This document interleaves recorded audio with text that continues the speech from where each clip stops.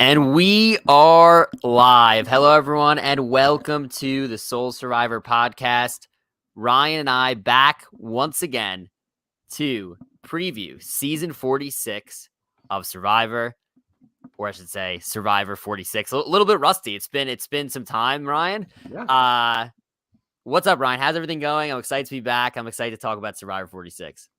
Dylan, I'm doing great. Always fun to be back after an off season. It's crazy. I think almost to the day, it's been only 2 months, which doesn't seem like a lot of time, but I feel like in Survivor years, it's a lot. I'm looking forward to diving into another season. Yeah, it feels like we haven't got Survivor in a long time, so I am excited to have it back. And always exciting to have a new group of players. I know people, clamoring for returnee season, second chance. I'm seeing people do their theoretical second chance casts like every day on Twitter, on Reddit, whatever. But maybe that'll be next year this time. Who knows? But yeah, I'm excited to dive into the cast. We're gonna do what we normally do. Which will be kind of just go through the bios of each player, discuss what we like, what we don't like, who we see potential in. And usually we are very off on a lot of these, as Dee was not even on my radar last season and she ended up winning the season. So it should be fun for all the old takes exposed that we have tonight. Yeah, what Dylan, it's so tough because when you have these seasons, and maybe it's because it's Fiji and we can get into everything about how a lot of things feel the same. I feel like you go off of like what you saw previously and like what you think people saw, and then that just drives your expectations. Like I think the reason why I also was like, oh, Dee could be good, but like I don't know, I'm a little nervous for her. I guess my mind was like, these people, they just saw like 43 and they saw like Justine go out early, and Justine and Dee kind of had like a similar, like one was an entrepreneur, one is I think a salesperson, so they're like in a similar sales type of background, and they're younger pretty women. And I think we all were like, okay, well, it's just targeted Justine, they'll targeted Dee. It's like, well, no, not necessarily. So I think our minds jump to like what we think people saw, but we could be completely off. So that's the fun of it. Also, 41 through 44, the winner of at least 40, 42, 43, 44, the winner of all three of those seasons was some sort of like, how do I describe it? Very like unique personality compared to the rest of the cast, to the point where they like stood out a lot to us on the TV screen. Yeah. Not that Dee didn't stand out, but it was like Marianne was like, we watched the first two episodes and we were like, wow, like Marianne's like ball of energy, like, you know what I mean? Gabler, we watched the first few episodes and we were like, who is this guy? And then Jam Jam, again, larger than life personality, like very like different type of personality from a lot of the other, members of the cast, to the point where he stood out very, very much so from the rest. And Dee, I would say that she kind of fit in more with the rest of the cast, a lot of people that she was aligned with. So to me, it was like, I was always, when you see three winners like that in a row, that all, are, kind of, jump out at the screen to us in the first episode, I think, we were kind of looking for a similar thing in 45, and it turned out that we got something completely different. So it was a nice change of pace. Dee was a great winner. But we will see, based on the rest of the new era, how we can interpret this new cast. I'm excited. Yeah, it's and as we get into it, it's a very interesting group of people. I feel like not as many lawyers. We have a lot more like, teachers and people in that type of social profession, but very interesting group of people, especially some of these answers. I have a few that I feel like you're going to want to drill down on, because some of these were just crazy. Yeah, I did a quick run through of the bios. I watched some of the videos. Didn't do a complete deep dive, so a lot of it I don't remember from the first time I read it, which was, I guess, a week and a half ago at this point. So I will say a lot of this will be kind of first reaction to me and like kind of thinking in real time. So I'm excited to see what I think. Not that I already went through it, but I don't remember a lot. So I'm excited to kind of just, run through it, see what we think. And I'm trying to think if there's anything else before we get started. I would say, this season, I know last season we podcasted a lot on Sundays. We will see what our schedule is going to be this season. Currently, I'm still the same schedule that I was for last season. So it won't be Wednesday nights right after the episode, unfortunately. Hopefully one day we will eventually get back to that point, but it probably will not be this season. So we'll just keep everybody updated on that. Be sure to follow our new Twitter account, since our other one is a little bit messed up, which is at Soul Survivor Pod without the E. That's kind of our replacement Twitter account until we ever get the old one back working, if that ever happens. If not, it may just be cooked. So long scenario there, but we'll keep everybody updated what we're doing. It probably will be weekends again. But I think there is a positive to some weekends, because it's like we're kind of like the last recap you hear compared to all the other podcasts you listen to, and it's almost like a preview at that point of the next week. So lots of pros, but we will see what happens. We'll keep everybody updated, and I'm excited to get right into this deep dive of this cast. Yeah, me too. Reminder: soul, keep the soul, drop the E for that new link. But no, I'm looking forward to it, Dylan. I mean, it's only 2 weeks away, basically. So yeah, 2 weeks from yesterday. So let's get this up here. All right, we're gonna do we normally do. Let me just get this this overlay out of here so we can clear it out. We got this up here. All right. Okay. So this is Dalton Ross's article on Entertainment Weekly, EW.com. So we are basically just going to run through all the bios like we normally do, and I'm excited. It should be fun. Yeah, I think what we'll do like normal for these, if it's your first time joining us, Dylan will, I think, read there's 18 people. So Dylan will read like the first, 4 or 5, give his thoughts. I'll counter and give my thoughts. Then I'll take over for a bit and we'll pass the ball back and forth. Right. Let me just see if I can make this a little bigger and get these ads out of here. Nope, not gonna let me do that. Okay. Gotta promote Big Ten basketball, Dylan. Yeah, Big Ten basketball will be present, I guess, in the rest of this article. All right, let me go back to what it was. Okay. All right. Yeah, all right. Yeah, it's clueless. Okay. All right. First cast member of season 46. We got, and again, if you're listening, that's cool. You could just, you could look up on YouTube if you want to watch and, kind of follow along the article with us, because we're sharing our screen. So if you are watching the video version, you could see it. Just, look us up, Soul Survivor Podcast on YouTube if you want that. If not, you can just keep listening. All right. So first contestant of Survivor 46, we got Jem.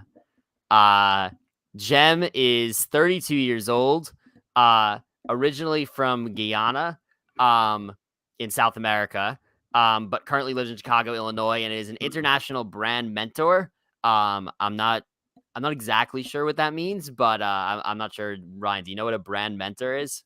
My best guess for like a brand mentor would be like a marketing expert, or someone that, like, if you were trying to do like L'Oreal, or you're trying to do like, I guess, cosmetics, you really try to like differentiate that from like other brands and how that brand is important. Like, that's my guess. I don't know. Yeah, I'm gonna guess it's something along the lines of that. Here, let's see. Okay, so brand mentor. 3 for favorite hobbies. I'm not gonna read every single thing from this article, but I'll go through things that I see important. Likes, binge TV, working out, driving. Considers herself motivated, resilient, and hilarious. Her friends would describe her as outgoing, direct, and a fun time. So this is an interesting question that I don't think is normally on the prompts, but it is on this one this year. Yeah. What risks have you taken in your life to make a change for the better, even if the outcome wasn't planned? She says, I'm a risk taker. Let's just say if it's not risky, I'm not interested. For one, I moved to the US with a suitcase full of clothes and no money. I've bungee jumped, climbed coconut trees, camped in a freezing desert, traveled alone. All the above is just the tip of the iceberg. She's most proud of the fact that, she's moved here and she's survived in the US. She thought about going home multiple times, but she stuck it out, and she's proud of that. And of course, she says, and this is always very interesting to read. She says she would like to, she will play the game most like Boston. Let me read this a few times. She will play the game like Boston Rob, Tony, and Kelly Wentworth. So she has high expectations for herself, to say the least. Now, I will say, this is one thing before I turn it to you, Ryan, on Jem.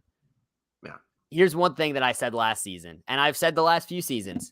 If you compare yourself to Tony, and say you'd play the game most like Tony, most of the time I am going to count you out and say that you're not self-aware. That being said, if you go back to season 45, cast bio, and check Dee's bio, she said she was going to play the game like Tony. And honestly, she played a pretty flawless game. So you never know. Maybe one of these people in here say that they are going to play like Tony and they actually will win the game. But yes, to say you're going to play like Tony is certainly lofty expectations. But let's hear it, Ryan. What are your thoughts on Jem? Yeah, I agree with you. I went back before this podcast and looked at some of our notes from last season to see how right or wrong we were. And I remember you bringing up Dee saying Tony, and you're like, you better deliver if you say that. And Dee delivered. I mean, I think I went back and looked. She literally said, because he's very persuasive, and Dee was the definition of very persuasive. So look, again, if Jem can do it, I'll be rooting for Jem in that case. But yeah, when you name 3 big ticket players, kind of feels like you kind of threw the big players on there. Like, what 3 big names can I say? But I do like Jem. I feel like Jem will be fun TV. I think that's something that I really want in this new era where a lot of things feel the same and it's gotten kind of redundant in some ways. Above all else, even though twists can ruin things, Dylan, what shines the most in a season is great characters and great TV. And with great TV and great characters, I think also comes great gameplay. Because if you look at the other way, you can have great gameplay, but if they're all game bots and if they're very boring, it doesn't make for a fun season. So I think Jem is a go-getter. She says that in her bio. And she's a risk taker, like you mentioned. So I would chalk Jem as somebody who will go for an advantage if she has a chance to go for it on Advantage Island or whatever it is. And she also says because she's a brand manager, she likes to take control and she likes to manage. For me, I feel like Jem is somebody who I could see going far if she gets past the first few votes. Because I could see her playing a little bit too hard and a little too sloppy because she wants to manage things. She wants to pass the buck to somebody else, and they may, get mad at her if, she deceives them. So I feel like if she can get past the first few votes and solidify herself, I think she can go far. She just can't overmanage on her tribe and, play too hard too fast. Yeah, I think I pretty much see eye to eye with you there. I could see her going far. For her sake, I'm going to hope she doesn't stumble upon too many beware advantages early, because one too many could put her in trouble. So she seems like the risk taker that would definitely, for sure open it no matter her situation. So should be interesting. And now we have Ben Katzman, 31 years old, from Miami, Florida. He's a musician. His hobbies are playing the guitar, doodling, and chilling hard on the beach. Describes himself as motivated, energized, and passionate. Says his friends would describe him as an emotional and passionate person who's living for a good time and a real time.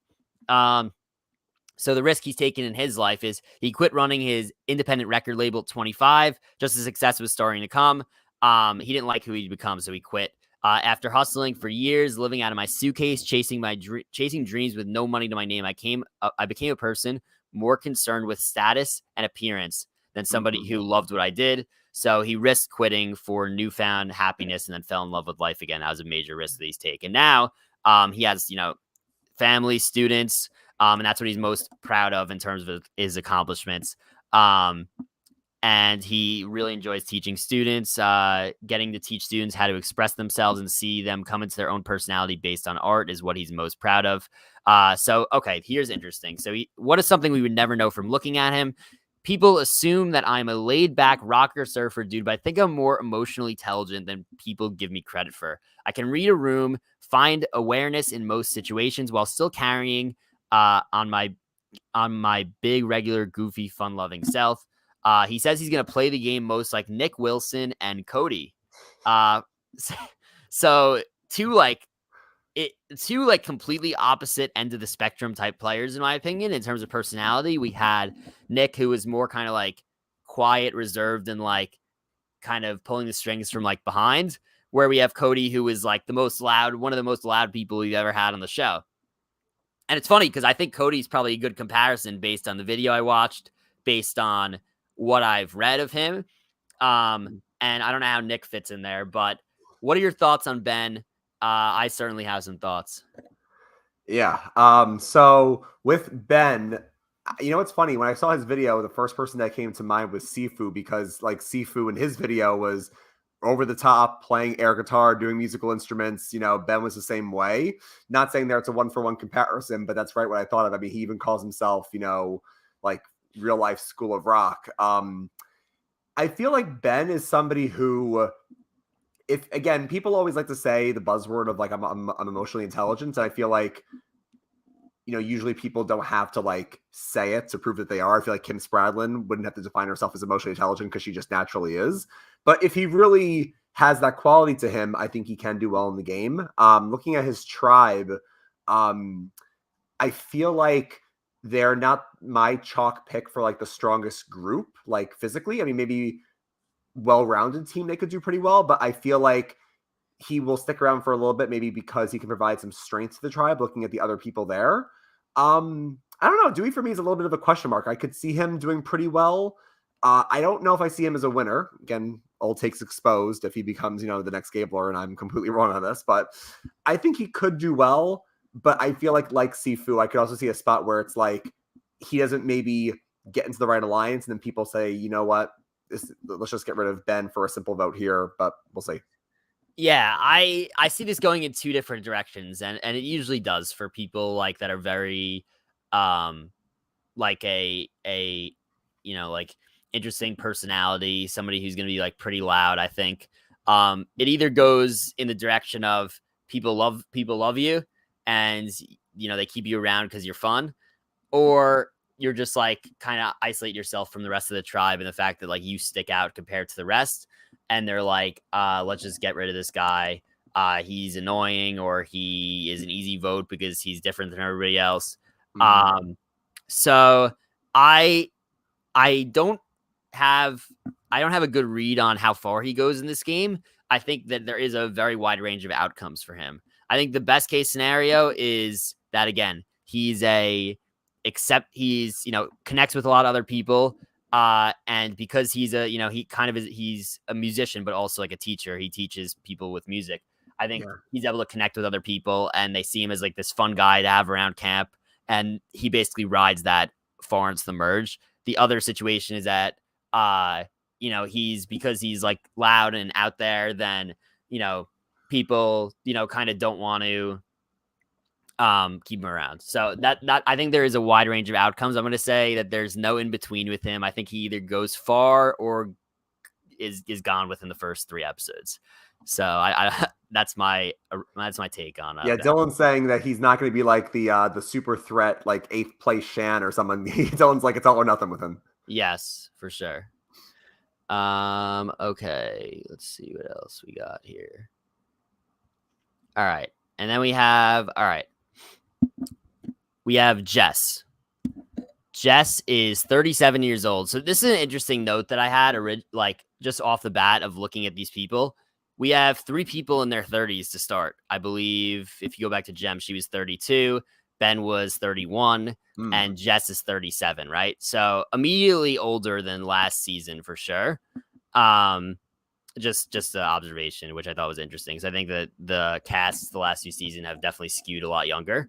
And this cast, I think, is a little bit older than we've seen recently. But all right, originally from Hong Kong and Toronto, currently lives in San Francisco, California, software engineer. Hobbies are sewing her own clothes, biking around San Francisco with her husband, binge watching 80% of a TV show, panicking about where the time has gone, and then reading recaps of the remaining 20% of the show online. I don't do this with Survivor, though. Describes herself as silly, animated, as you could see by that previous answer, compassionate, persistent. Her friends would describe her as empathetic, tenacious, smart, and a social butterfly. She says that the risk she's taken is she quit 2 entry-level jobs in 1 year because she was hungry to learn. She started her own freelance web design business. By the time she was 29, one of her freelance gigs has turned into an incredible full-time job. And then also she braved a 21-day hotel quarantine in COVID to spend time with her family. She is most proud of the fact that she transitioned into software engineering and helped others make the transition also. She loves mentoring people who are new to software engineering, especially when they've transitioned later in life. She said she's an identical twin. She's played rugby, and she types 140 words per minute. and would describe herself in terms of Survivor players, where she would compare herself more like Ty, Gabby, and Marianne. That is an interesting group, but also I kind of see the similarity between a lot of those players. Mm-hmm. My original and that's it for her bio, but my thoughts, I have a lot of positive thoughts on Jess off of her bio here. I feel like she's going to be a player that a lot of people really, really like. I think that she's going to be somebody that people, get along with well and are going to want to work with. I think her social game is going to be really good. And my original take, sometimes you can just tell by reading her bio that I think she's going to be a very likable player on the season. And as a result, I think she's going to go far in this game. That is my take on Jess. What is your take, Ryan? Yeah, I really like Jess too. I think one thing that I picked up on from her video and also from her bio is that when you read the occupation of software engineer, you have a certain perception of how engineers can be, but she really does come off in the bio and in the video as very fun-loving, very animated, very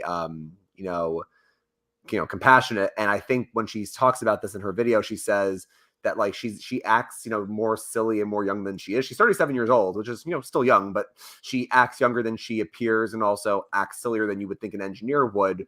And she's hoping that not only will people kind of relate to her, but also that people will underestimate her. There's a chance she says I'm an engineer, because I don't think she said that she was going to hide that fact. And people might go, oh, I have a perception of Jess as an engineer. She's a smart player. She's a threat. We got to get her out. But when she's acting goofy at camp and making you laugh and really making those connections, and this is where the Ty and Marianne connections come into play, two very social players, and Marianne really brought the strategy at the end, you might go, oh, I'm not really that scared of Jess. She's an engineer, but she's making funny jokes about coconuts and whatever. So I have pretty good high hopes for Jess. She's on a very interesting tribe. I feel like, and I'll keep going back to this, I feel like her tribe to me is the most well-rounded in terms of I feel like they could do the best at the challenges, just looking at the 6 of them on the purple tribe. We'll definitely look at tribes after we go through all the players. Sure, yeah. And I don't mean to jump the guy either, but yeah. So yeah, no, all good. I just like for people that don't know the tribes yet, I don't want like people to get confused. You know what I mean? Right. So I would say with the group that she's with, and also with what I'm seeing here, I have pretty good high hopes for Jess. Seems like she'll be fun. Cool. I will say, by the way, one more thing I'll mention about Jess, and I won't do this for every player because some of their answers were very boring.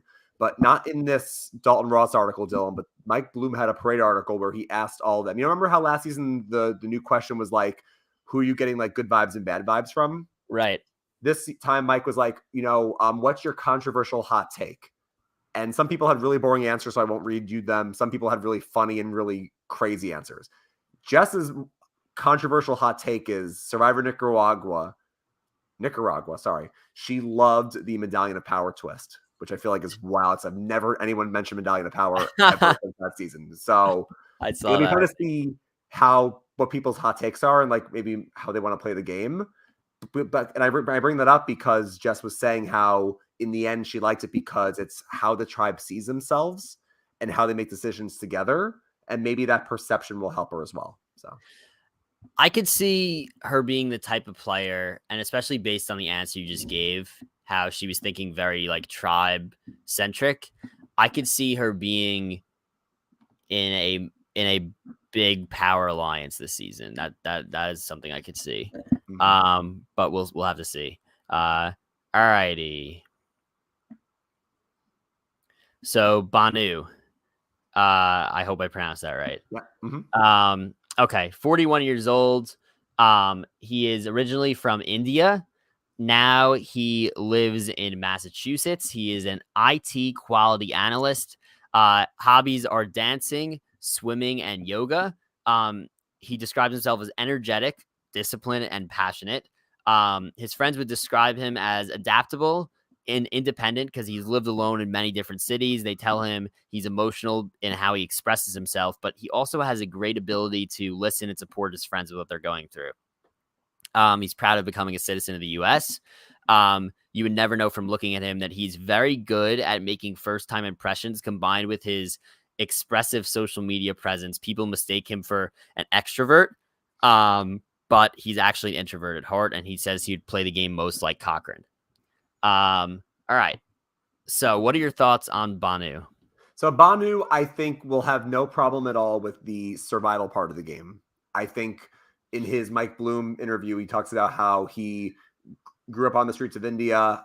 He will not mind the rain. He's able to thrive in these environments, and he can be perseverance, and he can be very, stable on the beach. So I have no doubt that Banu's not going to be somebody who's going to, want to quit. I know he struggled with 2 quits last season. I have no doubt Banu will be fine in that regard. He, I think, will be a good, contributor to his tribe because he dances and does swimming and yoga. So he's very in shape. I feel like Banu, to me, if he is like somebody who is very good at the challenges, but kind of does a little bit too much too early, just from a physical standpoint, I could see him being like an early merge target. Like maybe, Purple ends up winning a lot of challenges. They're the dominant tribe this season. And then people say, well, let's gang up on the Purple tribe. Sorry, I don't mean to keep bringing tribes into it, but like, let's gang up on him and his tribe. He's very physical in all the challenges. So I could see that being a problem for him. That's why I don't know if he'll win, just because it's based on a threat level. But I have no doubt that he will do well from the physical part of the game. And he does seem, pretty likable as well, pretty energetic. I do like Banu. Dylan, you will never guess what his hot take is. What's his hot take? On Fire with Jeff Probst is a good podcast. Wow. So he hears all the haters about the On Fire podcast. He's like, no, Jeff's a great podcast. That's actually pretty funny. That's pretty funny. Also, Banu's 41 years old. So again, skewing a little bit older this season in general. I think my take is from the video that I saw of him looked very, very like a very likable guy. But also like a little bit loud maybe. So I don't really have too much of a hot take. Speaking of hot takes on him. But I think that everything you spoke about could be potentially relevant for sure. All right. So we have Kenzie is the next up, and then I guess you could take it from there after this. Kenzie, 29 years old, the youngest of everybody so far, originally from Michigan and now lives in Charlotte, North Carolina. She is a salon owner. Who knows? Maybe she'll be the second salon owner to win in the last 3 seasons. You never know. Her favorite hobbies are jigsaw puzzles, fantasy romance novels, and playing cards. 3 adjectives to describe herself: positive, creative, and perseverant. She says her friends would describe herself as, quote, her friends directly said this: resilient, resourceful, driven, self-sufficient, and adventurous. You know what you want and you make it happen. Forgiving, caring, reliable, fun, smart. You're inspiring. You build people up. She said that opening her salon was a major risk she's taken. She has no business degree. She had no idea what a business plan was. But she, kind of hopped on it when a spot opened up. And then she's also, survived COVID. Her business survived COVID, which was a big success for her, and all the other small businesses that survived COVID. She says that's also what she's most proud of, being able to survive that the pandemic, and maintaining a cooperative, excited, successful place full of artists is an incredible accomplishment. She says that we never know she's a savage in Catan, and she, again, just like a lot of other players in this season, compares herself to Marianne. How about that? A lot of people comparing themselves to Marianne this season. Yeah, new era. People want to compare themselves to a winner. I think that's a pretty smart move. Also, she's a savage at Catan. She knows how to use her resources very well, and she's going for a victory point there. So Kenzie, I feel like Kenzie, I know you made the joke about the salon owner and Jam, but I really do feel like, and we've talked about this before, Dylan, certain professions just tend to do better at Survivor. I mean, there's no exact science behind it, but if you work with people, or, you have to build relationships in your line of work on a day-to-day basis, and you're interacting with a lot of people, a lot of different types of people, that can bode well for you. So I do feel like Kenzie is coming into this game with an advantage, being a salon owner and somebody who, has to make those relationships in her business. And I do think she comes off as somebody who would be a social player. I feel like Kenzie can do well I feel like this season, Dylan, is interesting because I don't, and maybe this is a new era thing where I feel like no one in this cast stands out to me except for like one or two people where I'm like, oh, really like them, great winner pick. I feel like it's kind of tough. So I think Kenzie for me can do well in the game. I definitely feel like people will want to keep her around because of her relationships and because of her, camp life and, social life. And you know what? I mean, with jigsaw puzzles, that's obviously great for the challenges. She's great at Catan, playing cards. Maybe she'll be good at some of these puzzles and these challenges at the end here. I have good optimism for Kenzie, I would say. My prediction for Kenzie is 7th or 8th place. That's my prediction. I feel like she's in that range. I think her social game, ability to be good at puzzles, like you said, like it'll carry her far. I just don't know if she's. I don't know if I see her like being a winner, but I see her being a very solid social player. Okay, let's move on here. Yeah, I can take the next 5. All right. You got the article up also on your computer. All right, cool. Yep. You're good to go. I'll scroll along with the screen share here. Sure. So next we have Charlie. Charlie is 26. His hometown and current residence is Massachusetts. He's a law student. So if I had a nickel for every time we've had 2 Charlies on Survivor that are lawyers, I'd have 2 nickels, which isn't a lot, but it's crazy that it's happened twice. Second Charlie who's a lawyer. I'm almost pretty sure the last Charlie, he's only the second Charlie in the show. So the fact that we have 2 Charlies that are both lawyers is pretty crazy, not since Gabon. But his hobbies are running, both serious and competitive, debating and board games. Describes himself as loyal, funny, and fun-loving. He also would say his friends describe him as funny and goofy, intelligent, charismatic, definitely a nerd, which came through in the video, but he has his moments.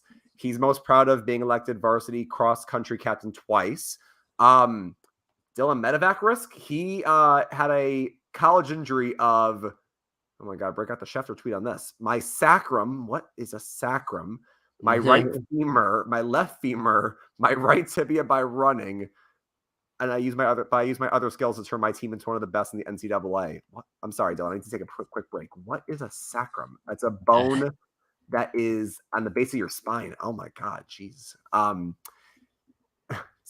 Dylan, this answer here really threw me for a loop. What is something we would never know by looking at you? You would never be able to tell how hard I fight for the people I love. But you're a lawyer. It's your job to fight hard for people. So I'm not sure I wouldn't be able to tell that the minute you told me that you're a lawyer. And then finally, what players would you play the game most like? Spencer and Christian. So very nerdy. This came through in the video. Definitely felt like a modern version of Spencer in some regards. Dylan, what do you think about Charlie? Ryan, I watched this video. Of Charlie, the 1-minute intro video. And I said, I did a double take and I said to myself, did Jeff clone Spencer from season 28 and then drop him in season 46? I thought, before I even, just looking at the, I know he compares himself to Spencer, but the video, I'm like, this guy is a carbon copy of Spencer, to me at least. That's what I think he appears to me. And obviously we know Spencer did very, very well. And ironically, the last lawyer for Massachusetts last season also did very well. So we will have to see. we'll have to see what happens with Charlie, but I do have high hopes for him. I think we'll see if we'll see. Last season, everyone was so hesitant. Every lawyer was so hesitant to tell others that they were a lawyer. We'll see what he does in that regard. I think that even if he is a lawyer, he kind of has an appearance that makes him seem to me like I wouldn't be afraid of him. Personally, I think he's probably very smart, but I don't think I would look at him and be like, damn, we got to get this guy out. Yeah. So I don't know if he's gonna, tell a lie about being a lawyer or not, but my only take I have on him is just he reminded me so much of Spencer, and that's a great thing because Spencer did very well both times that he played the game. Yeah, I mean, I feel like Charlie can do well. I am a little nervous for him. One is because he's 26, which isn't that young. I'm 27, but he's youngest on his tribe, and I feel like when you are the youngest on your tribe and you're a smart individual, guy or girl, you can immediately get a target put on your back. Like, he's the young guy. He's the know-it-all. He's the super fan nerd. He's going to take us all out. I feel like Charlie, for me, is the definition of somebody who it's like Spencer, if you can survive the first few votes and get your feet under you, you can do really well. But I do worry for Charlie early on in this game. Granted, he's a runner, so they may want to keep him around for some challenge prowess for sure. But I just worry that being the youngest, being a law student, he can do well. And even if he gets far, he has to obviously tone down that nerdiness and really just come off as really funny and loyal. I mean, I think of last season with Drew, and Drew, I'm not saying Drew is like exactly like Charlie, but Drew was a very smart guy from an Ivy League school. And I feel like Drew kind of, got very confident at the end and got taken out in 6th place. And I could easily see something similar happening to Charlie if he makes it that far. So the potential's there for Charlie. I just worry for him at different points in this game. Yeah, I think that's fair. Like, Drew did a very good job of, like, we knew he was kind of like cocky, kind of. We got that sense from the beginning, but he did a good job of hiding it or still like making relationships to the point where it didn't matter that much. And he was able to like insulate himself. So we'll see if he's able to make the relationships that Drew did that eventually, carried him far into the game. So absolutely. All right. So we have Liz next. Ryan, take it away. We got Liz. Liz is 35. Originally from Michigan, but now lives in Orlando, Florida. She's a marketing strategist, so maybe her and Jem can talk about marketing and brand. She enjoys running. A lot of runners on this cast. Running, telling jokes, and making money. Who doesn't love making money? 3 adjectives to describe herself is fun-seeking. Is that a word? Yes. Growth-minded, and effing capable of anything. Okay. She would describe herself, well, her friends would describe her rather as relentless as all get out. People tell her that her drive is inspiring. She took a big risk in life when her marriage, she knew it wasn't going to work. So she decided to leave, no plan, no cash, but she had to go out on her own. And it was the best thing that ever happened to her. She's proud that she can make her own money. And she just really believes in herself. There's some fake confidence there, fake it till you make it, but she really loves herself and believes in her. One thing we would never know by looking at her, she was mute until the age of 7, had a crazy nervous tic, and would hyperventilate from nerves. Now she's a public speaker in the face of her company. And Dylan, this must have knocked you off your chair when you saw somebody say in the same sentence, I would play the game like Russell and Sandra, which I don't know how that would work. I guess to be fair to Russell and Sandra, who are both, Hall of Fame players, like, to some extent, they both have an anybody but me type of strategy. Now, Russell always says that he's loyal to his alliance, which is true. But Sandra has her alliances as well with like, Krista and Rupert and stuff. So both of them do kind of operate very self-interested, anybody but me. So it's not crazy, but to see Russell and Sandra in the same sentence is crazy. Yeah. What do you think about Liz, Dylan? So I said I wouldn't do this, but it's a red flag to me to compare yourself to Russell. We'll see. But I get a little nervous when she says that she's a public speaker and face of her company.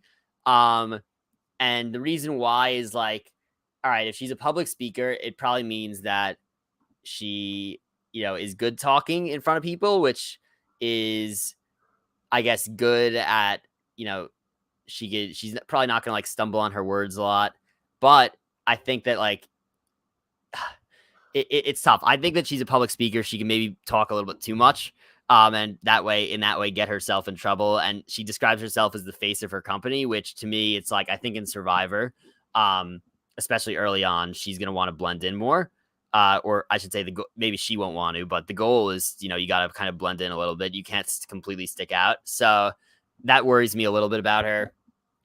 And then comparing herself to Russell, good luck. But we'll see. We'll see. I've been wrong several times before. What are your thoughts, Ryan?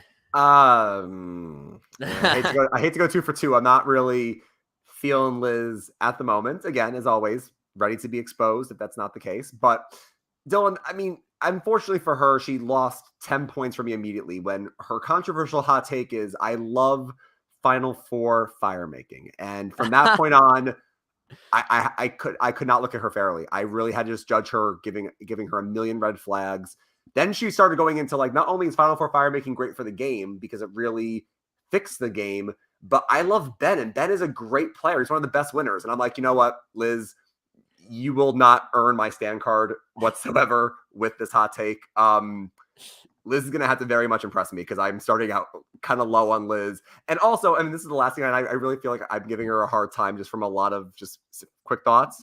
I watched her video, and somebody in the comments, maybe because it's the glasses or how she talks, they go, I'm getting Hannah vibes from last season. I'm like, well, that's it. Three strikes.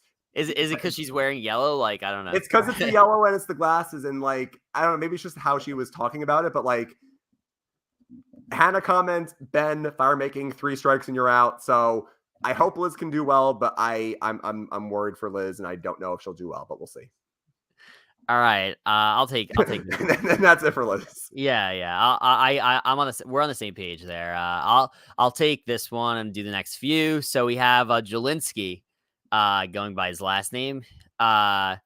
He is 22, so the youngest we've spoke about so far. Youngest person this season. Yep. Okay, youngest of the season. From Vegas and still lives there. He is a slot machine salesman. That is certainly something that we have not seen before. Hobbies, sports, basketball, bowling, trivia and puzzles, magic and card games, organization. He describes himself as passionate, confident, and intelligent. Then he says, when asked, how would your friends describe you? He starts talking in the third person a little bit. He says, my closest friends would say that David Jelinski thinks he knows everything. He is too smart for his own good. Growing up, he was a hothead and would argue with you until you gave in and told him he was right. But he has matured a lot over the years and understands where he should concede in an argument. He always lends an ear and open heart when you need it, and he always offers the best advice that he could.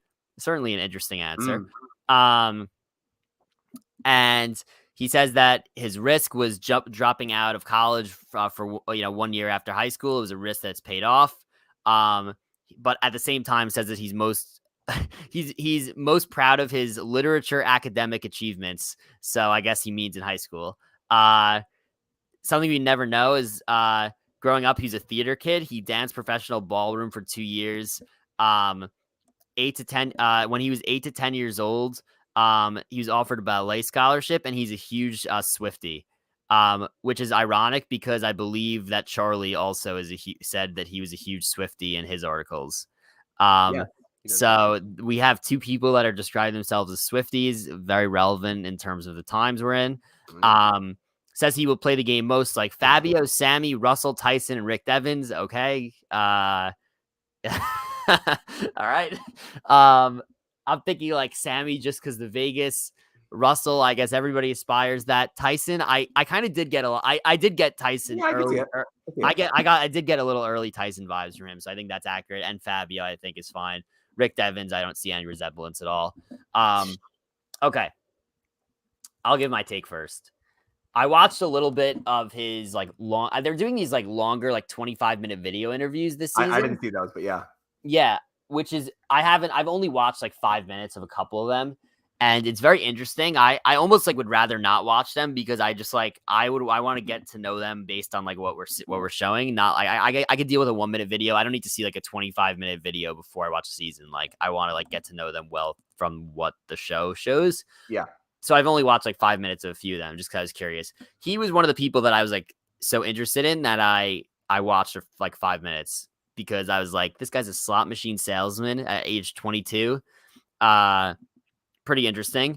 Kind of has a crazy story also, but I don't need to tell a story for him. But the bottom line is that I think that he has a very low floor and a very high ceiling. I don't really know. I honestly don't really know how to evaluate him. Like I said, I kind of got early vibe Tyson, early like Token Teens Tyson vibes from him. I think the reason why is because his voice is very unique, and it makes him come off as like kind of goofy. Not that I don't mean that to like insult him. I think that it's like it's funny, like the way he comes off as like a very like funny person. So I think that like when you have it like natural, like you give off funny vibes, you're a slot machine salesman, like what, like everyone there is gonna be like, wow, that's crazy, like you're only 22, you're a slot machine salesman, and like looks like this kind of goofy kid. I think it's dangerous for the other players because it's almost like the wool's going to be, over your eyes, and you're not going to see when a guy who's like a young kid who's like seems very goofy, like maybe, he does have game behind him. So I think that like I said, I think there's a high ceiling there, and I think the low floor would be how he said his friends would describe himself, that he used to be a hothead but has matured. That's somewhat concerning. And would, argue with you until you gave in and told him he was right. We'll see if he actually has matured or if that's legit. So, like I said, I think that there is a very wide range of outcomes for Jelynski, but I think he's also one of the most interesting characters on the season. So I'm excited to see how it pans out. Yeah, you're right. The voice threw me off when I heard the voice. It was almost kind of like Millennials Gen X Will, the 18-year-old whose voice was like this. And I'm like, oh my God, jeez. Yes.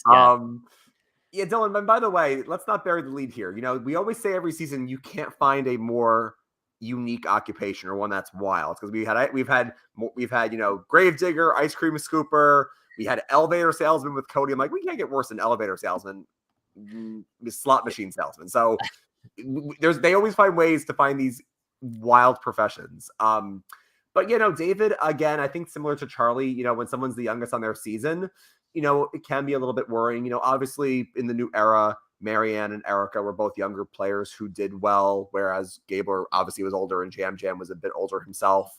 But, typically younger players can struggle if they're perceived as a threat.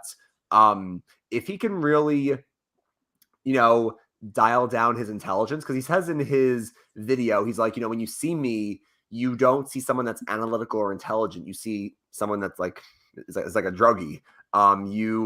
You underestimate me, and I'm like Tyson because I can be witty and humorous, but I have a devious side to me as well. And I understand that you have to be patient and calm. And with my background, because as always in the new era, a lot of people have tragic backstories, as always. But he says, because of my background, I can be patient and calm. So I will be honest, I started a little bit down on Jelynski, and I feel like after reading and watching this video, I'm a little bit higher, but we'll see what happens. Yeah, like I said, wide range of outcomes. I think we agree with that. All right, we have Maria here, who is 48 from Dallas. She's a parent coach. That's interesting. Her hobbies: travel, also running like everybody else on this cast, spending time with friends, describes herself as determined, loyal, and resilient. Her friends would describe her as funny, compassionate, fiercely loyal, a good friend, determined, resilient, persistent, organized, authentic, incredibly competitive. Risks she's taken.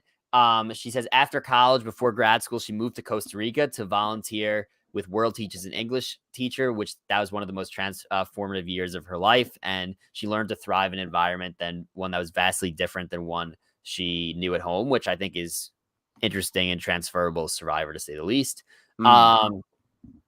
She is most proud of birthing her 3 children at home on her own terms, without medication and without interruptions.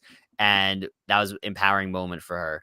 There's nothing that compared to a woman's strength when she's giving birth, and having the perseverance to do it the way she wanted to is an experience she'll never forget. We never know from looking at her that she ate sheep's head in Morocco, was Miss February in a Salsa Vixen swimsuit calendar, got lost on the Champs Elysees in Paris when she was a little girl, never learned how to whistle growing up, and she has an obsession with untying knots. So I guess that's good for some challenges. She will play the game most like Drea and Natalie Anderson. A lot to unpack here. Originally, I kind of got a sense from the very beginning of her that she was somebody who was going to be like a typical like mom archetype. And then I think it changed from like her last few answers. And I was like, okay, she may be a little bit like out there and different from like a normal mom archetype. One thing that I do think that she plays a lot to her advantage is, you talked before about people who gain a lot from talking to a lot of different people. She is a parent coach. Her job is to talk to other people, talk to other parents. So that's almost like essentially, being like a therapist, right? You're seeing people all the time, different types of people from different backgrounds. She's going to be pretty good socially, I think. And if she could be a good enough challenge competitor in terms, maybe she's the best untire of knots ever, and she could stick around for a while, I think her social game should be very good if I had to predict. So we'll see. Yeah, Maria. By the way, we have something in common. I also cannot whistle, so that's a thing that we both struggle with. But yeah, no, maybe will Maria be our sleeper pick for Challenge Beast of the season? I mean, if she can untie knots, she is a runner, so she's in shape, and she has eaten sheep's head. She'll do well if there's a gross food challenge. So she's ticking off all the boxes. Could she be like our sleeper? Like last season, you were like, why are Bruce and Julie dominating all the challenges last season? Maybe Maria will be the new version of that, and you never see it coming. I think what I've learned after the new era is I'm done saying, the mom archetype, the older woman will go home early, because, Carolyn disproved that. Heidi, Heidi wasn't really like the mom archetype, but Heidi was a mom and she went far. Like, the older woman doesn't always go early anymore, so I have to kind of put that assumption aside. But to be fair, she is the oldest person this season, so that obviously could put a target on her back if they lose and everyone on her tribe is like 32 and younger. So that clearly sets her apart. But if she can get into a good alliance early and really connect with the younger people on her tribe, I could see her doing well. So I hope Maria does well.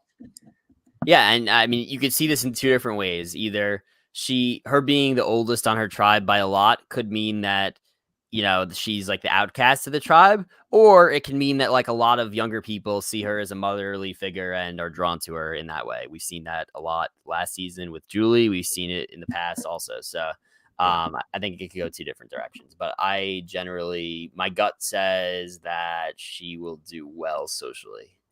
All right. Hunter. He is 28 years old, from Mississippi, science teacher. His hobbies, building survivor challenges. That's certainly interesting. Playing any sport and camping. Describes himself as clever, competitive, adamant.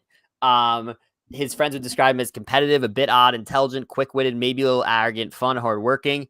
Risks. He says he has left a full ride scholarship and direct admission into medical school to come back to teach in his hometown. He decided he could be more impactful teaching here, and it was an awesome decision. He's proud of making it through all years of school without anything below an A, graduated college in 3.5 years, graduated with a 4.0. He was the valedictorian of his high school and would play the game most like Hayden. So Hunter would play the game most like Hayden. This is certainly an interesting bio, while short. Curious what your thoughts are on Hunter. Yeah, Hunter for me was very interesting. First of all, you look at him, and maybe it's because of the red hair and being a teacher, but immediately I thought to Tommy. I was like, this is like bearded time traveling Tommy at this point. But Hunter is somebody who, and by the way, I just gotta say this as well. I know 45 did change up some of the challenges and puzzles due to Carson, but like Jeff, at the point where people are saying their hobby is building challenges, like obviously I'm obsessed. Clearly, I'm doing this, but I don't build challenges in my spare time. If people are building challenges or 3D printing, Jeff, you've jumped the shark at this point. You got to change some things up. So hopefully, like last season, they have a bunch of new challenges. So so it doesn't get to the point where Hunter's on a tribe or a group, and I go, okay, well, whichever tribe is Hunter is going to win. But no, Hunter, I thought he can do well in this game. I think Hunter's someone who I'm pretty high on. The Hayden comparison is great because I feel like nobody mentions Hayden, and as somebody who used to watch Big Brother, hasn't watched Big Brother in a little bit, but knows Hayden from Big Brother 12. Hayden's obviously a winner of Big Brother. Hayden was a great player and did pretty well in Blood versus Water also. I think Hayden's somebody who was underrated because he comes off as a dumb jock, but he's actually really social and actually pretty strategic. And I feel like if Hunter can kind of come off as not threatening and just be out there and be like, hey, I'm a teacher, I'm fun, I work with kids, I'm very enthusiastic, and I want to win for the tribe, I think he can stick around. So I do have pretty good high hopes for Hunter.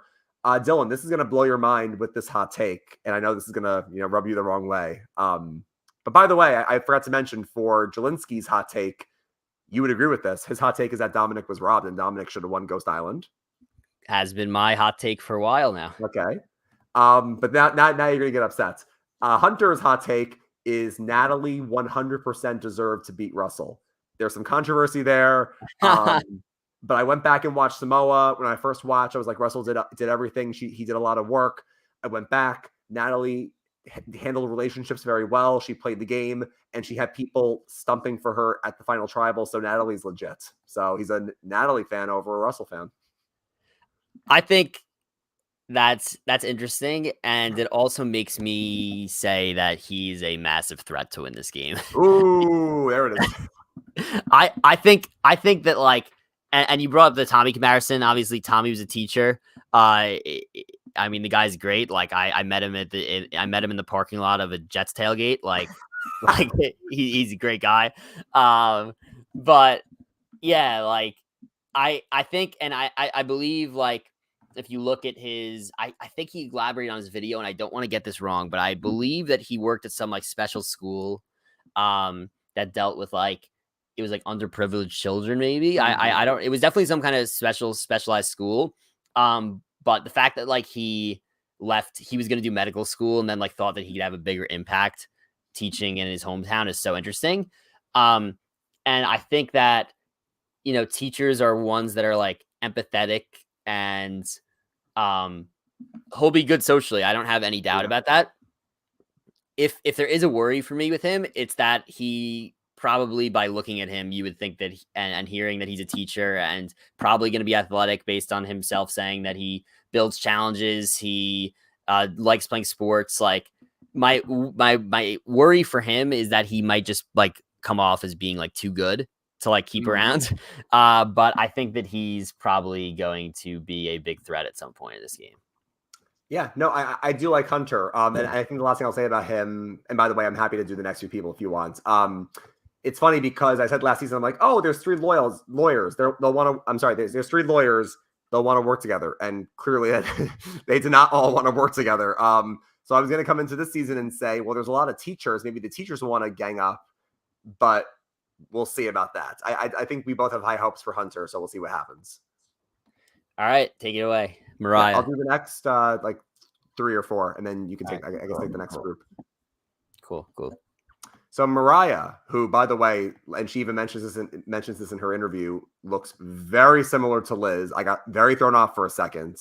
You know, Jeff heard us complaining they're putting, like, Brando and Brandon on the same season, too many similar names. So now he says, fine, I won't put similar names, but I'll put people who look almost identical to each other with the red hair and the glasses. But Mariah, she's 28, originally from Boca Raton, Florida, now lives in California. She's a program coordinator. She enjoys beer brewing, surfing, and Dungeons and Dragons. She's driven, quirky, and sentimental. Her friends would describe her as a go-getter. She's the plan organizer, the trip organizer of the group, so probably would be the alliance leader, somebody who wants to plan who the target is that night at Tribal Council. She took a big risk in moving to California. She had a trunk full of clothes, a studio apartment, and a part-time job. And she had hit a dead end in Wisconsin. And she was like, you know what? Why not make this journey? She's proud of completing her marathon. She started started running to try for a half. Then it grew to a full. And she was proud of that accomplishment. You would never know by looking at her that she second guesses herself. And for the second time, this cast, somebody would play the game like Nick Wilson. And the irony is not lost upon me that we're seeing this cast now in 2024 with Nick Wilson. But anyway, Mariah. So I don't have a good read on Mariah. I'm not saying she'll go far, she'll go early. I just don't know. Maybe I just don't see her as, like, an end game winner pick for me right now. She could always surprise me, but I just don't know what I'm feeling yet with her. She does come off as a little bit quirky with some of her hobbies and, you know, being a program coordinator, but yeah, no, I mean, I'm kind of, like, neutral on Mariah. What do you think? Yeah, I'm neutral. I worry about her answer that she says that she second guesses herself a lot. That's not good. That's not good, especially for the pre-merge. I think, like, you want people who are confident. Otherwise, if you have people second guessing things, it's like Lindsay in 43. It's an easy way to weave somebody out quickly. So I do worry about that. Another runner, interestingly enough. Everyone runs on the season, so it should be competitive for challenges. But yeah, I don't have a great read on her, but we'll have to see. Yeah. Last thing about Mariah though is that her hot take. She hates Last Gasp. It's not a good challenge. We'll see if she makes it to that point or if they don't have it this season. So we'll see. I would just. I mean, I don't think they would ever. There's no NFL script. I don't think that Jeff's doing this, but I would die if Mariah walks out there in the final 8 and she walks into Last Gasp and she's like, I'm not doing this. But all right, we have Quintavious, who's going by Q this season. So we had J last season. Now we have Q. Q is 29. He's originally from Mississippi, but now lives in Tennessee. He's a real estate agent. His hobbies are fishing, riding 4-wheelers, jet skis, and building houses. He would describe himself as brave, polite, and proud. His friends would describe him as the crazy, risk-taking friend. But they would also say he's probably the luckiest person that they know. So maybe he'll hit a shot in the dark. He took some risks in life. This was wild, Dylan. He is one of 17 kids. And he started off his video by saying, if I don't wake up early, I wouldn't get to eat. So being one of 17 kids is wild. And he's proud of being the first person in his family to graduate college. Maybe because he's one of 17 kids. He says one thing we would never know by looking at him, he can eat 2 boxes of pizza in one sitting by himself, which is wild. 16 slices of pizza. That I can swim. And I am a joy to be around, what people tell me. Red flag for me, Dylan. What player would you play the game most like? Bits and pieces from a lot of players. I'm not saying he's not a fan of the show, but if you can't come up with even one name, makes me a little worried. But we'll have to see. And his hot take, Dylan, is that Jam Jam wasn't the best winner. Carolyn should have won. Carolyn was robbed. Yeah. All right. Here are my takes on Q. He's one of the people like Jelinski. I watched some of his interview because I was like, originally I saw this guy and I was like one of 17 kids. Like, this is interesting. I got to just see what this guy's about. Also, ironically, says in his interview, former Ole Miss football player, tried out for the Giants. That didn't work out. And then he decided to go into real estate. And he says that he is the number two real estate agent in the entire country. Yeah. So he's extremely successful at a very young age. He said, if you want to know how successful he might be, he said that he didn't come out here for the money. He could stay home for, the 2-3 months that he's out there and make a couple $1 million in that time span. But he wanted to come out here and just prove that he could win Survivor. Clearly, like, very competitive person. If you want to know, like, his knowledge of the show, he said in that interview that his girlfriend was obsessed with Survivor. Now his wife, but at the time his girlfriend was obsessed with Survivor, and he binge watched all 40 seasons during COVID in a 3-month span. Wow. So we'll see. If you had to say, like, I don't know what to think of him. I really don't. I think it makes me a little bit worried that he's that successful of a real estate agent. And I don't know why that makes me worried. My thought is that maybe he could come off as either threatening or he could come off as, like, wanting to control things. Like, this is clearly like a go-getter, somebody who, like, he describes himself as a crazy risk taker. So I think that maybe a lot of his moves that he makes will not be necessarily, like, the most, maybe the optimal route, but maybe more of a risk-taking route. And maybe something that, like, he's like, oh, well, if this works, then, like, it'll be, like, huge, but, like, maybe it's not, like, the smartest thing to do. I have, like, some concerns about him. I think he'll be one of the more interesting players in the season, to say the least. Clearly athletic. So we'll have to see. I think if you had to say, like, one area of concern that I'm, like, not sure how he'll really be in, I would probably say his social game. But then again, like, he also was one of 17 kids, so maybe his social game will be good. But yeah, I don't have a good read on how far he goes in this game, but he's for sure an interesting character. I have good hopes for Q. I think he'll do well. I think one thing that I never considered last thing about him is that You always hear like, we can't let, a public speaker or like a lawyer get to the end because they'll crush Final Tribal. I've never once even considered, because there's not many of them on Survivor, a real estate agent making it to the end because they're salespeople. And I really feel like if he gets there, and he even says this in the video, if I get there, I'll have the best speech. So I do worry for him that, like you mentioned, Dylan, great point. He can be very confident. He even says, like, I want to be in control, but I have to be careful to not be too overbearing. But if he can dial it down and get to the end, I think he can. I think he can win possibly. So, yeah, certainly will be an interesting player on the season. And then we have Soda here. Yep, there's 6 people left, so we're in the last third. I'll take the next 2, and I guess you can do the last 4. Sounds good.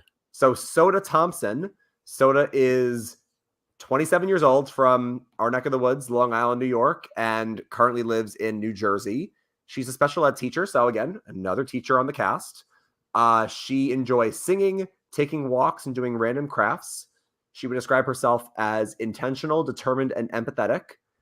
Her friends would describe her as silly, extra, and anxious, but they bear with me.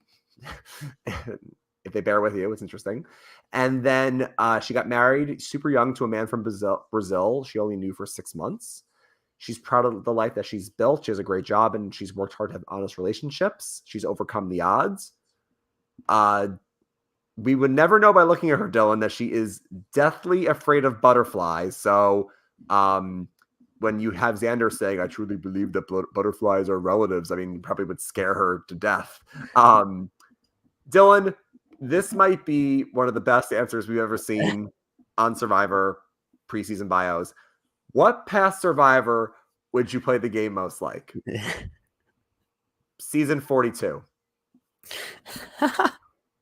It's an all-timer. It is an all-timer. You know what? Dylan, what's more all-time? Soda saying she would play the game like 42, or Mike Gabler saying, why do you think you'll win? Yes. Yeah. They're both up there. All-time. If I had to give you my thoughts on Soda right off the bat, obviously from Long Island, so I'm rooting for her. The fact that she's a teacher is very good. I think she'll be good socially. I do worry about her aspects of the survival aspects, given she's so afraid of butterflies. There's other things to be afraid of out there. I can't imagine she's not afraid of anything else. And then I would say she doesn't list, like, she was one of the only people that didn't list like her hobbies as something like active in terms of like running or sports. So maybe like that could be an issue in challenges, but I don't have a great read on her. I think that she has a lot of good things.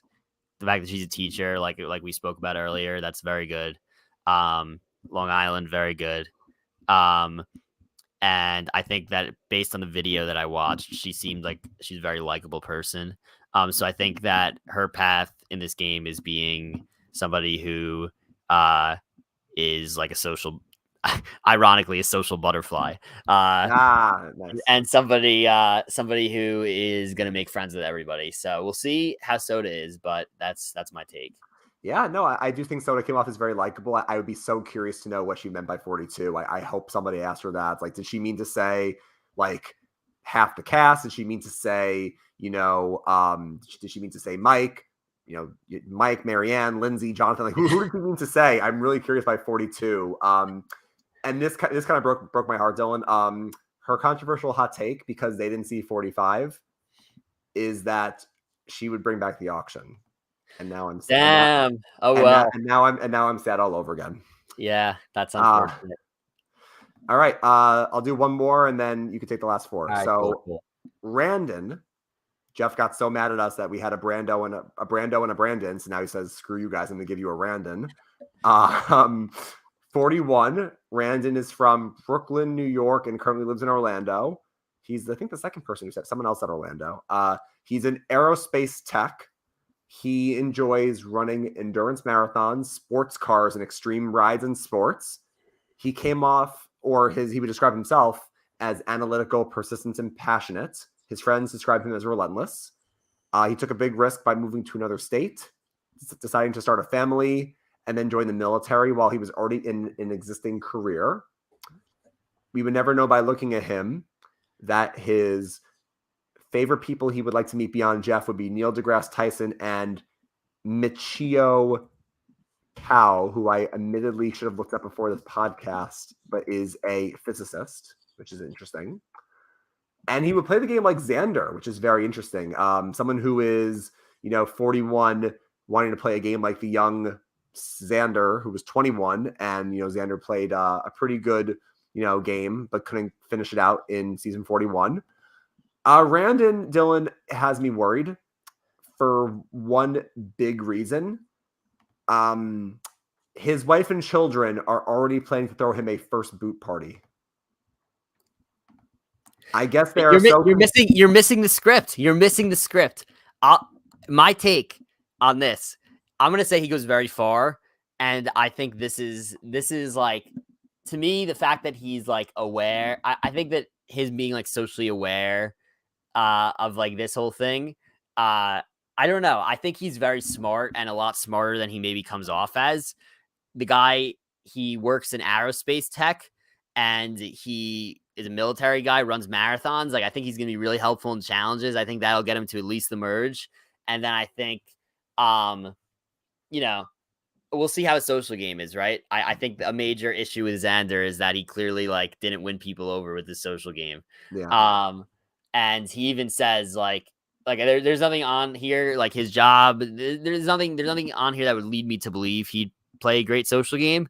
But he kind of reminds me of like, I don't know, like the Family Guy, the dad who like,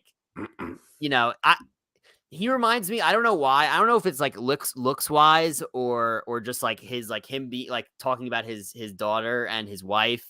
He reminds me a little bit of Jesse, and I don't know why. Jesse. So maybe that's why I have high hopes for him myself. But I think you being worried for him is also very valid. I mean, look, who knows you better than your family? I feel like, Bruce even said last season, like, some like his wife and kids, he was like, sometimes I can come off as like overbearing, and then he's overbearing on the island. I mean, your family knows you pretty well. And if your family's throwing you a first boot party, I'm not saying he's going to be the first boot, but if they're already predicting that, maybe they know something that we don't. It almost reminds me, Dylan, of Nicaragua, famously when Wendy Jo was like, my husband says I'm going to be the first time because I talk too much. She talks too much, and they vote her out because she's annoying. So, again, I'm not saying he's the first boot, but like your family probably knows more than we do, which makes me a little bit worried, but we'll see. We'll have to see. All right. Tiffany, 33 years old, from New Jersey. She's an artist, does painting and photography. She says, does eating out count as a hobby? She's curious, passionate, and artistic. She says her friends always tell her that she lives in a land of rainbows and unicorn, which pretty much means I lack situational awareness sometimes and see things from a rose-colored lens, which I shouldn't. I disagree, though. A habitual procrastinator. My friends also know that I'm deeply dedicated to and passionate about the things and people I love. I have absolutely no filter, and usually I'm the life of the party. She said that having her no filter sometimes gets her in trouble. She was laid off, but then she pursued being a full-time artist, and it worked out well. She loves playing the lottery. She's afraid that she's going to gamble too much on Survivor. And she would compare herself to Jeremy or Shan. She didn't give me one thing in her bio that made me think that she's going to do anything in this game.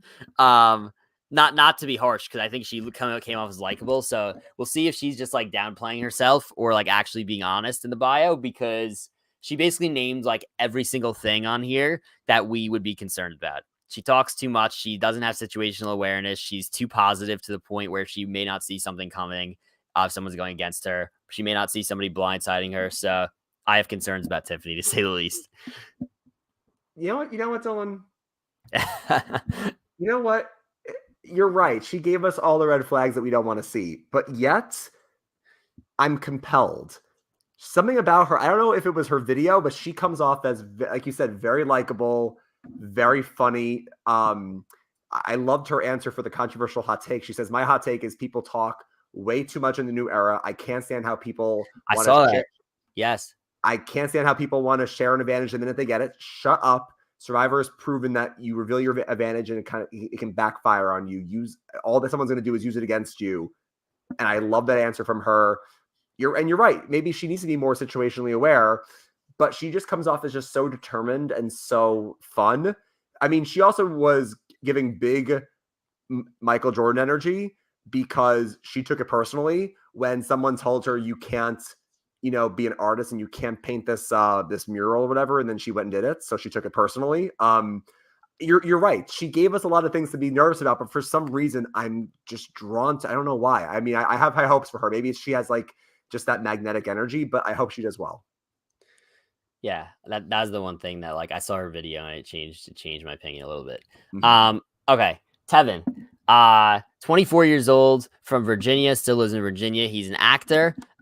Very good for Survivor, I'll tell you that. Going to the beach, listening to music and fashion / shopping are his two hobbies. Describes himself as kind, charismatic, optimistic. Okay, his friends, he asked them to do a run-on sentence, so I will read this run-on sentence. Oh no.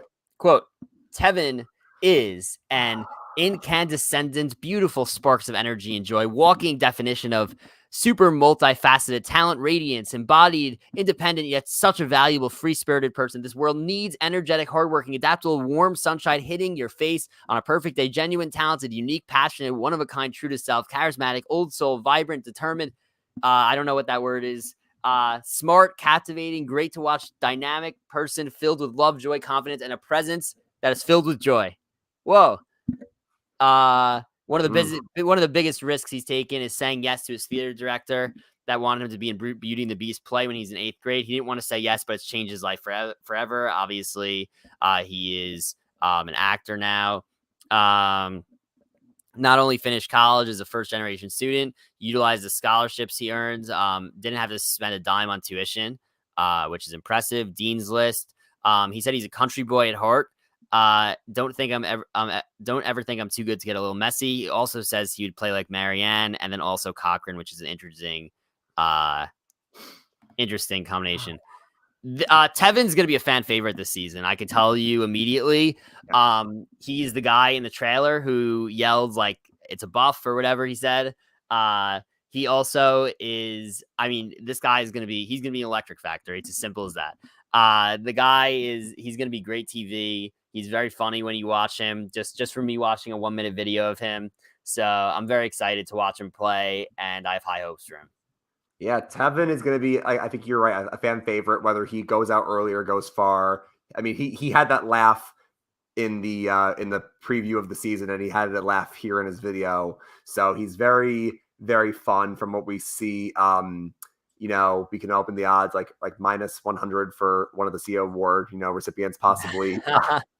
But Tevin, that was a very long run-on sentence. So I'm hoping that when you're that verbose and you're that, wordy when it comes to how your friends would describe you, I hope, that confidence is kept in check and people don't get, a little turned off by the confidence. He does seem like a really fun guy, and I hope he's great TV. But Dylan, I have to give him one knock here. I think his risk answer may be the worst answer I have ever seen in a cast bio. Your biggest risk in life was going for a play in 8th grade. I mean, okay, my biggest risk in life was 9th grade when I decided to go for the spicy chicken patty instead of the regular chicken patty because I didn't know if I would like the spicy.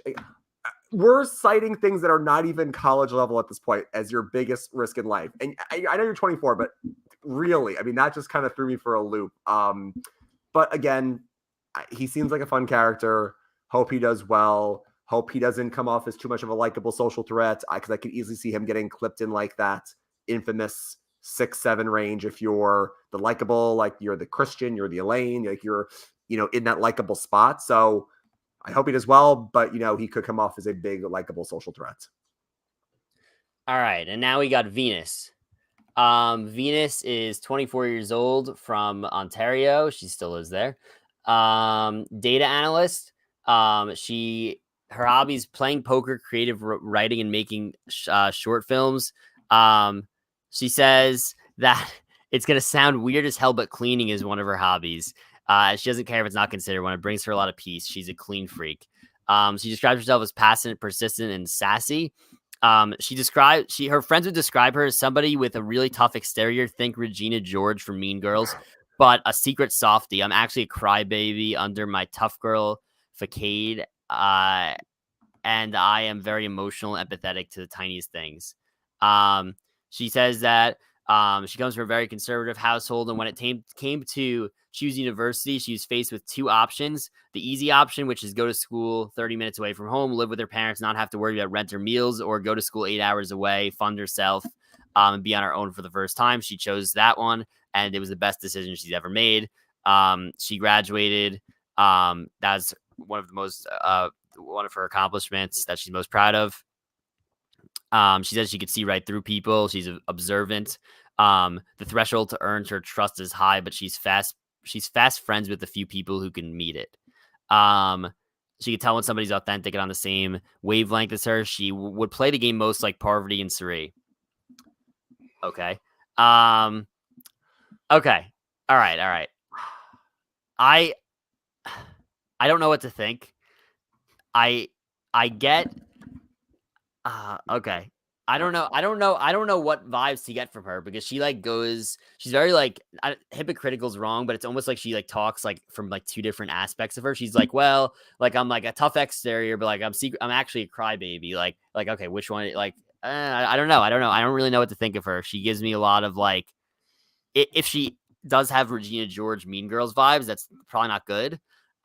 Especially in a game where you need to become fast friends with people. But then she also says, despite the fact that she has a tough exterior, she's fast friends with people that she could meet trust. So this is why I don't really know what to think of her, because she just keeps contradicting herself. What are your thoughts, Ryan? Yeah, no, I really do like Venus. I mean, listen, if someone mentioning fire making or Edge of Extinction will lose you 10 points in my eyes, name dropping Suri and Parvati will give you 10 points in my eyes automatically. So I already start off with a very high opinion on Venus. Mentioning those two, she has a lot of great things in her bio, though. I see your point about her kind of contradicting herself, but the good things are good. I mean, when you hear somebody, oh, go ahead.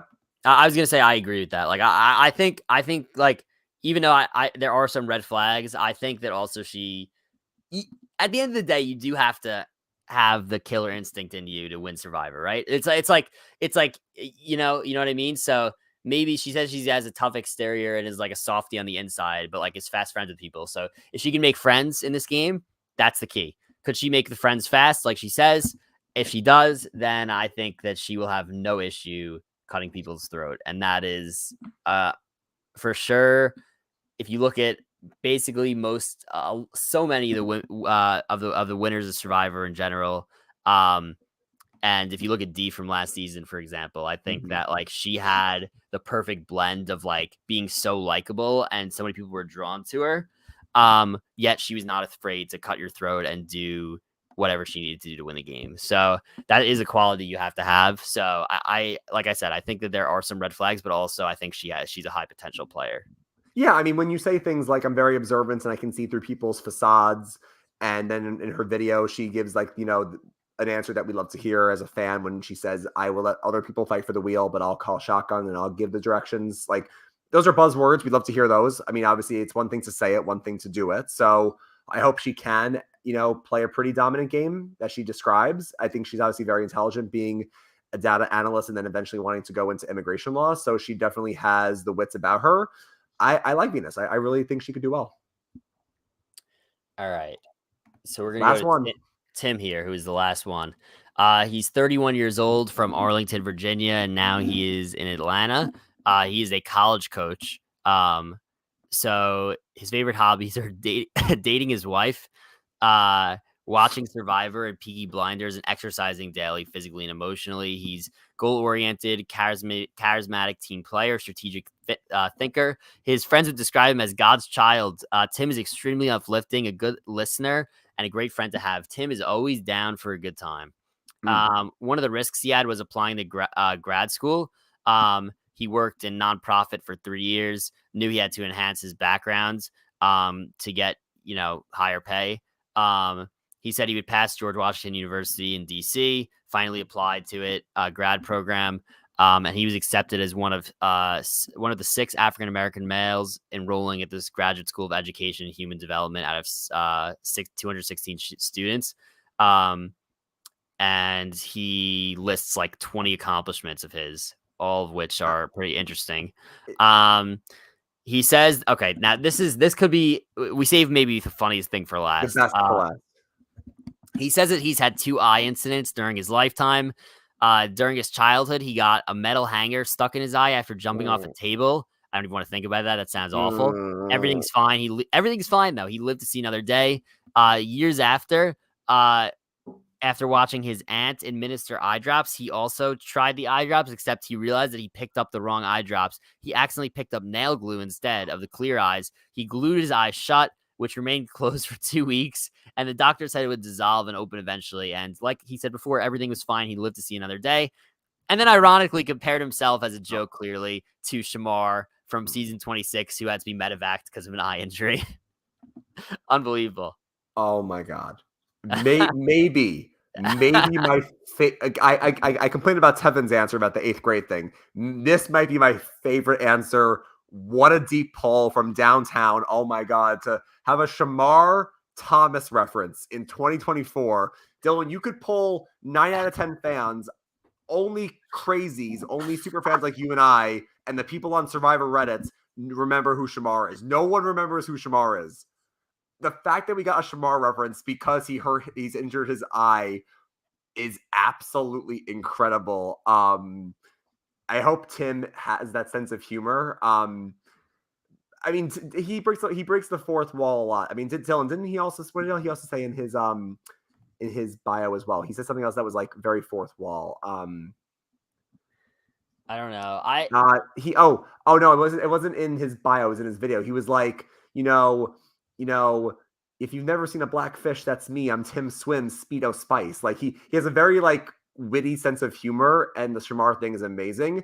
By the way, I will say one thing that did piss me off though was his accomplishments, because he had to spell out the word accomplishments like an acronym and give accomplishment for every letter of the word accomplishment, and 3 of them being his wife and kids. I did not realize that he did it as an acronym. That's funny. I read it as a list. That's hilarious. He's clever. I'll give him that. He's clever. But no, I mean, Tim is somebody who he is 40. Like you mentioned, he's actually 31. He's not that old, actually. He's a college coach. And like you mentioned, there's other teachers on this cast. So I think Tim can do well. He does seem like a fun, likable guy.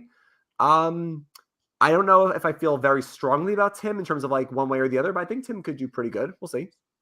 Yeah, I think he'll be funny for sure. I don't really know what else to think though. Hopefully that funniness translates and other people find him funny, and that could be his social game, but we'll see. I mean, Dylan, I mean, that's like I can't get over the Shamar thing. That's like me saying any medical evac ever.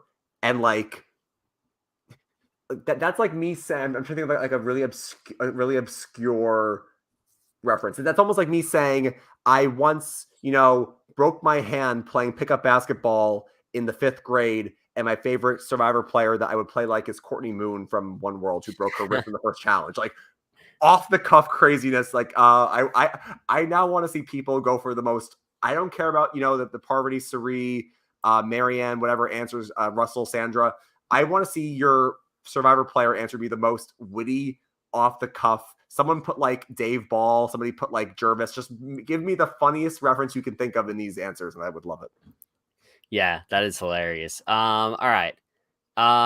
If you want, we could read off the tribes real quick. I don't want to go too deep into it just because. Yeah, just read it off. It's fine. Yeah. Obviously, we've been on for almost an hour and a half, and I don't want to run this too long. So, yeah. Do you have the tribes in front of you? I don't have them right in front of me, but.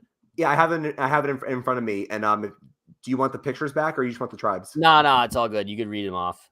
Okay, so the orange tribe, Nami, has Hunter, Liz, Randon, Soda, Tevin, and Venus. That is gonna be Hot Mess Express. That's gonna be the tribe that gets all the TV time. Okay, keep going. The green tribe, which is Siga, has Ben, Charlie, Jem, Maria, Mariah, and Tim. Okay, that's my prediction for the tribe that struggles to win challenges. Okay, keep going. And then the tribe that I think will do the best in challenges is the purple tribe, the Yanu tribe, which is Banu, Jelinski, Jess, Kenzie, Q, and Tiffany. Yeah. That's a powerhouse challenge tribe. Okay. Yeah, that's my oh, that's my thoughts. Purple powerhouse challenge tribe. I think you said green was the other one. I think they're going to struggle with challenges. In terms of orange, I think we're just going to see them a ton on the screen because they're going to have a ton of the funniest, at least, best characters in my opinion. Yeah. So. Mm-hmm. All right. That'll wrap it up. We will be back podcasting. We'll let you know about the finale. Not the finale, the premiere 2 weeks from yesterday. So February 28th. Excited to watch it. Yeah, me too. For those that are watching live, it's going to be actually a 2-hour premiere. We're back to 90 minutes a season, which we love 90-minute seasons. But we get a 2-hour premiere, so that should be fun. Yep, excited. And that's all we got, I think. Yeah. So, for the thank first you, everyone. Yeah, thank you everyone for watching. Like the video. Comment your thoughts. And we'll see everyone in a couple of weeks. Yeah, for the first time this season, grab your torches and head back to camp. Good night.